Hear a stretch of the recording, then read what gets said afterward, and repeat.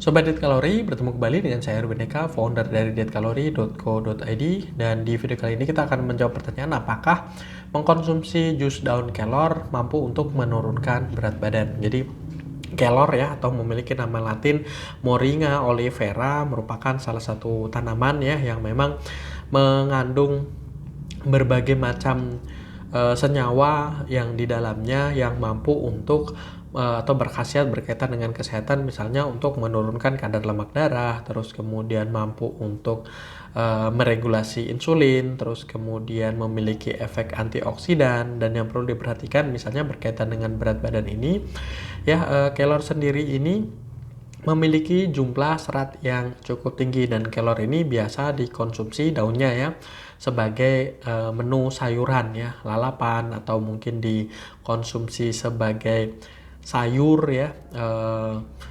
Ada menu, kalau kita sering bilang sih sayur bening begitu ya, karena bening biasanya ditambahkan dengan bawang, terus kemudian di seasoning ya, dikasih garam misalnya, atau ditambahkan temu kunci dan lain sebagainya, dan itu menjadi menu makanan yang menurut kita karena kandungan seratnya yang cukup tinggi mengakibatkan ya pencernaan kita jadi tidak gampang lapar ya, dan otomatis kalau dimasak dengan cara di sayur semacam seperti itu juga cenderung rendah kalori. Namun kalau misalnya dikonsumsi dalam bentuk jus ya, kandungan seratnya akan misalnya di blender begitu ya, atau dengan pressure juicer gitu ya, jadi seratnya akan rusak. Namun ya jumlah yang dikonsumsi akan lebih banyak semacam seperti itu gitu ya. Jadi kalau misalnya dalam bentuk sayur kan kita butuh beberapa gitu ya. Sebaliknya kalau di blender dalam jumlah yang cukup besar gitu ya, atau dibuat jus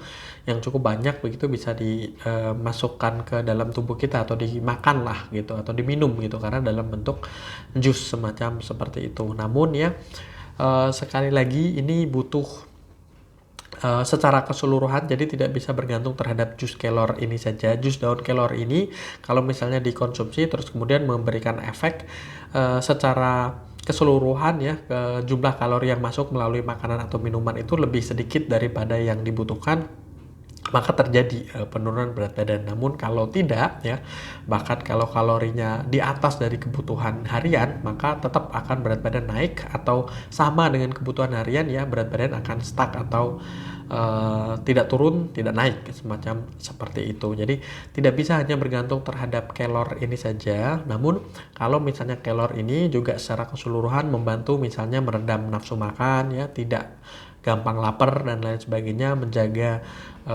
tubuh dari makanan yang tinggi kalori, maka bisa-bisa saja seperti itu. Oke ya, saya rasa itu. Jangan lupa like, komen, dan share, serta subscribe dan follow sosial media kami yang ada di bawah ini.